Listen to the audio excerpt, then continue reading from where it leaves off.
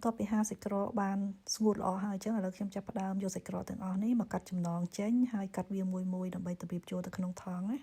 សម្រាប់សាច់ក្រកនេះដោយសារតែយើងមិនមែនអ្នកលក់អ្នកទាំងអស់គ្នាហើយអញ្ចឹងធ្វើចងឲ្យទៅហើយដល់ពេលអញ្ចឹងវាមានតូចមានធំគ្រប់ខ្នាតតែម្ដងហើយសាច់ក្រកនេះបើយកទៅញ៉ាំជាមួយបបរសគឺឆ្ងាញ់មែនទែនអ្នកទាំងអស់គ្នារសជាតិវារៀងដិតដល់ពេលយើងដាក់មួយបបរសគឺត្រូវតែម្ដងហើយនេះជាសាច់ក្រកដែលខ្ញុំបានកាត់ហើយហើយសាច់ក្រកនេះគឺធម្មតាយើងធ្វើច្រើនអញ្ចឹងយើងញ៉ាំអត់អស់ទេអញ្ចឹងខ្ញុំចាប់ផ្ដើមយកវាទៅរៀបចូលដាក់ចូលក្នុងថង់មួយហើយយើងដាក់ចូលទៅក្នុងទូកកសល់ប្រហែលយើងទុកនៅខាងក្រៅដើម្បីញ៉ាំហើយសម្រាប់មួយថង់នេះគឺខ្ញុំច្រក4ទៅ5សាច់ក្រកពេលដែលយើងដាក់ចូលទូកកហើយចង់យកមកញ៉ាំអញ្ចឹងគឺវាស្រួលយើងដកចេញតែមួយថង់នឹងមកគឺបានហើយ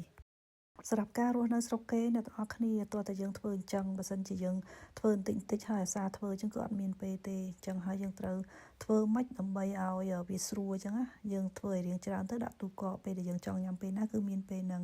ហើយនេះគឺជាសាច់ក្រកដែលខ្ញុំយកមកចៀនអញ្ចឹងខ្ញុំចៀន4ព្រលឹមឡើងគឺខ្ញុំញ៉ាំជាមួយបបរសសាច់ក្រកនេះគឺខ្ញុំអត់ប្រើខ្លាញ់ចៀនទេណាប៉ុន្តែយើងដាក់ស្ងោរវាហើយរហូតដល់ខាសទឹកហើយវាចេញខ្លាញ់មកខ្លួនឯងហើយនេះគឺជាសាច់ក្រកដែលខ្ញុំបានចៀនហើយ